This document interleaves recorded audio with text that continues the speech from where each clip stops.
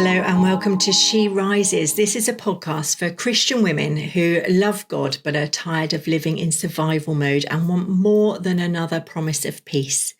Here we explore foundations, identity and biblical worldview, learning how to rebuild wisely so our lives and homes are shaped by truth rather than reaction and steadiness rather than strain. I'm Joanne Hewlett and I'm so glad that you're here. Now, when we lived in France for a season, we bought an old police house, l'Ancienne Gendarmerie, which sounds terribly romantic when you say it quickly. In reality, it was one of those properties that look full of character until you begin to notice the practical details. The stone walls were beautiful, the ceilings high, the windows generous, but the floors sloped ever so slightly in directions they weren't meant to slope. And there was a quiet dampness creeping up through parts of the lower walls that no amount of fresh paint was going to solve. At first, like most enthusiastic renovators, you're drawn to the visible improvements. You imagine the colours, the lighting, the furniture placement. You could see what it could become. But very quickly, we realised that if we ignored what was happening beneath the surface, whatever we built on top would eventually be affected. You can redecorate endlessly, but if moisture is sitting in the foundations, it will make itself known again. And I've been thinking about that recently in relation to peace. Because many Christian women love God sincerely. They pray, they listen, they try to respond wisely rather than react quickly. They organise their weeks, they attempt better rhythms, they mean well. And yet sometimes peace feels surprisingly fragile. A busy stretch or a tensed conversation, a comment that lands awkwardly and suddenly the calm feels thinner than it did the day before. Have you ever noticed that sense of, I was doing so well, what happened? It can be deeply discouraging because it feels as though effort should have secured something more solid. Now, Jesus once told a very simple story about two houses. It comes at the end of the Sermon on the Mount. After all the teaching about prayer, anxiety, judgment, obedience, trust, he describes two builders who both hear his words, both build a house, both experience rain, wind, and flood. The storm comes to each of them. The difference isn't sincerity, it isn't enthusiasm, it isn't even exposure to good teaching. They all had the same. The difference is foundation. One had built on rock, hearing and putting his words into practice. The other has built on sand, hearing but not forming life around what was heard. And when the storm arrives, it doesn't create the weakness, it reveals it. There's something sobering in that, but there's also something merciful. Storms are not optional in this life. Pressure is not unusual. The question is not whether the rain will fall, it is what the rain will uncover.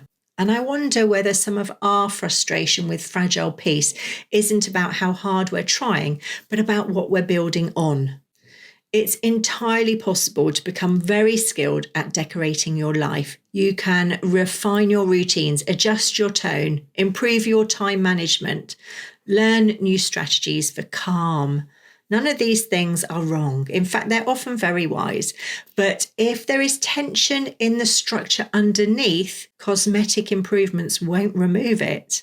Now, when we were renovating in France, I remember the moment we realised that the damp had to be addressed before anything else. It wasn't glamorous work. It didn't feel like progress in the way that new tiles felt like progress. But if the water continued to sit where it shouldn't, everything above it suffers. In the same way, you can build a life that looks orderly and still find yourself bracing internally. You can function well, serve faithfully, even lead confidently, and yet feel a subtle tightening in the walls when pressure rises. It isn't dramatic, it's just there. And over the coming weeks, we're going to explore a word that many of us don't readily apply to ourselves: survival. Not in an extreme sense, but in the quiet, habitual sense that keeps you alert, managing, compensating. Survival can look very respectable. It can look responsible, capable, even strong, but it builds with a certain tension, and tension over time shows. When Jesus speaks about building on rock, he doesn't shame the listener. He simply states a reality. Hearing without forming life around his words is like building on sand. The storm will come either way.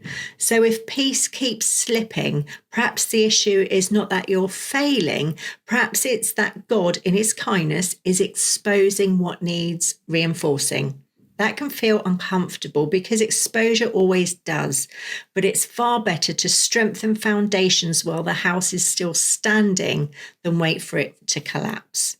What if the wobble you feel is not proof of weakness, but actually an invitation to build differently?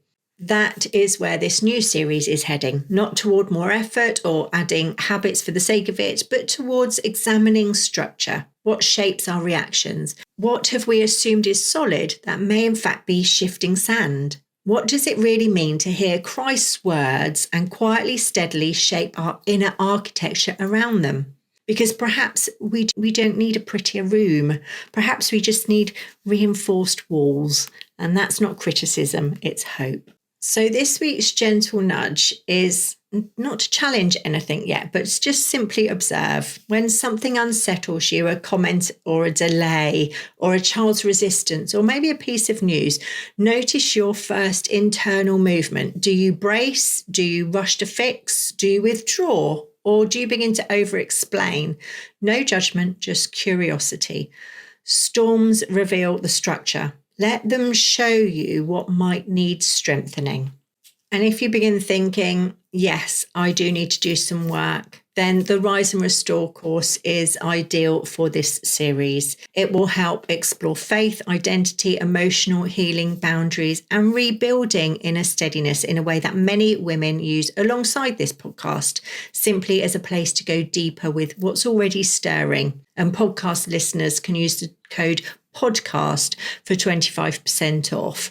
Also, don't let finances hold you back. If you're in a season where paying isn't possible, reach out, because I keep a number of free spaces aside each month, trusting God to provide for every woman who genuinely needs support. Everything is available at johewlettauthor.com. And if this episode has resonated with you, stay with me, because next week we're going to begin naming gently what survival can look like in the life of a sincere Christian woman and why it can feel so entirely normal. Until next time, live steadily, think deeply, and keep building wisely.